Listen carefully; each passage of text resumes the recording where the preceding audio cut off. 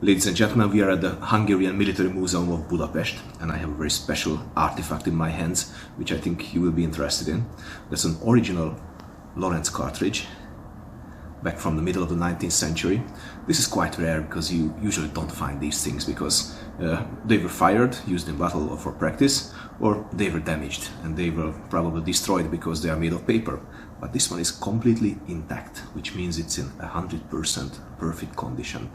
And I have the chance to measure it, and I also have the chance to get some powder particles from that, which will be examined later by a laboratory. So we will exactly know what kind of powder they used and how to replicate that. So this is this is a very interesting research topic. The cartridge itself is an 1863 model cartridge, which means it is loaded with a mini bullet. This cartridge was intended to replace the original 1854 cartridge, which was loaded with a compression bullet, but actually they never produced as much, so it can completely replace the old cartridge. And back in the time of the Königgrätz battle, you can find both on the battlefield, so both the Lorenz compression bullets and also the mini bullets as well. Let's check it. The introduction of the Lorenz cartridge brought some important changes. First, the bullet was now generally made on pressing machines. At the age of the round ball, they were either made by pressing or by casting. Second, they were more cost-effective to manufacture. They needed half of the powder, while the necessary lead increased only by 4 grams. This is a Lorenz cartridge, but it is not holding a compression bullet. The original bullet of the Lorenz cartridge was the Lorenz type compression bullet, but in 1862 it was decided to replace it with an expansive design, as the compressed bullets tended to become unstable in mid-flight. This was proved by many well-compressed bullets hitting the bullet stops of the military ranges backwards.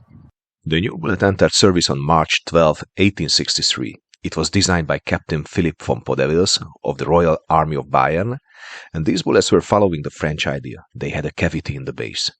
Podewils realized that there is no need for a culot in the cavity of the bullet. The force of the gas pressure was enough to upset the skirt of the bullet into the rifling.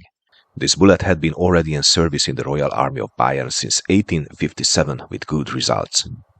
To save the sights designed for the compression bullets, the Podewils bullet shared the same loading method, diameter, and the same 400-gram weight as the original projectile. The bullet was made on pressing machines, and the cavity in the base was 5.53 mm in diameter and 4.96 mm deep, so this is a really thick skirt. This particular original cartridge is in excellent condition, offering a great chance to measure its dimensions. The diameter at the bullet is 14.25 mm, while the total length of the cartridge is 55.5 mm.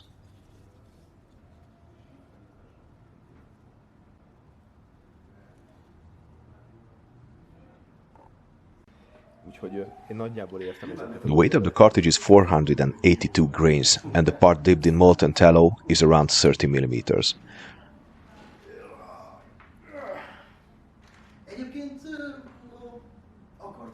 The thickness of the cartridge paper is 0.12 mm.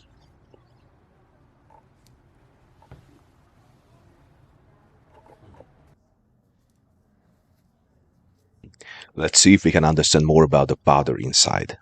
Powder charge was 55 gram, or 3.85 gram of Gewehrpulver. That was a finer grade powder than the powder used for muskets before. It was mixed from 8 parts of saltpeter, 12 parts of sulfur, and 14 parts of coal. The Austrian Gran weight measuring unit is close to the imperial grain, but they are not equivalent. 1 gran is 0.07 grams, while 1 imperial grain is only 0.0648 grams.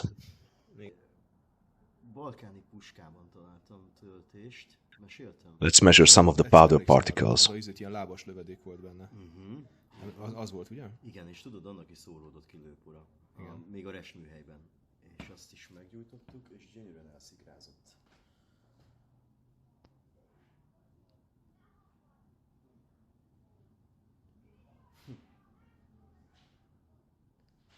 Egy 6, egy 7. És egészen picik a szemcsék is vannak. Nem?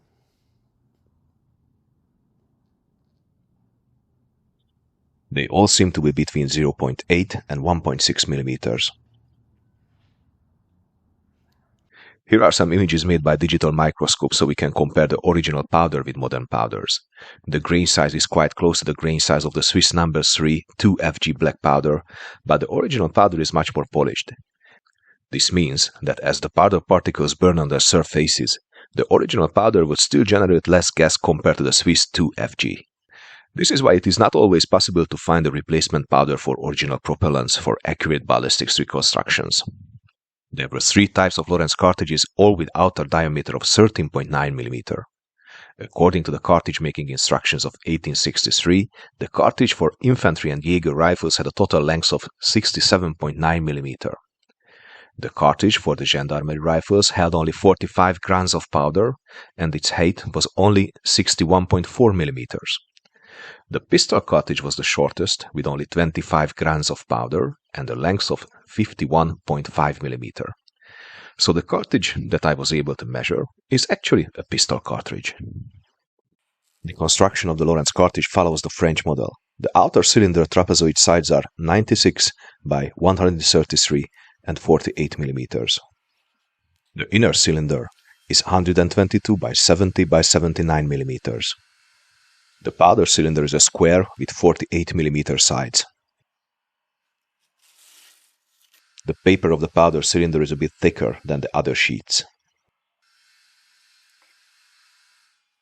The process starts with rolling the powder cylinder on the mandrel.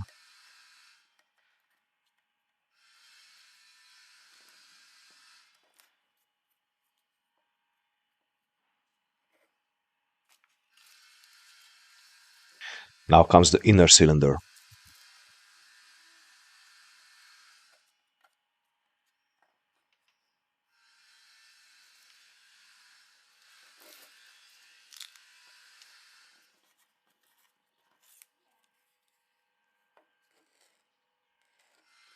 Fold and then press the excess paper into the cavity of the mandrel.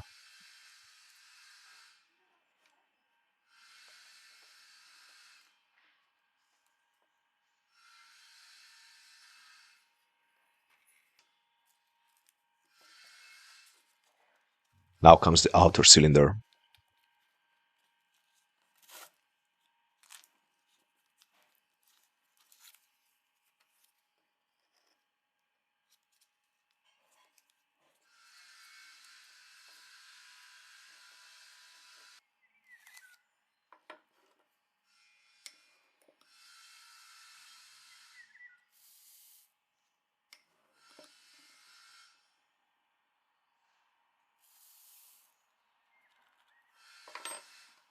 The tail of the original cartridge was folded, not twisted, but according to the instruction manual, it should have been twisted.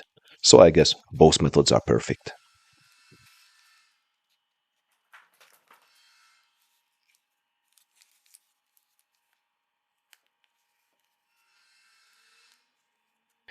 The original lubrication of the cartridge was pure tallow.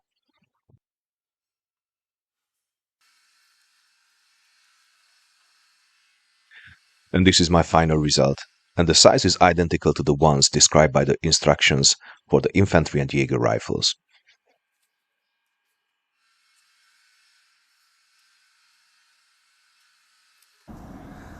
So ladies and gentlemen, I really hope that you enjoyed this little sketch about this cartridge, and we are going to continue it with the laboratory experiments.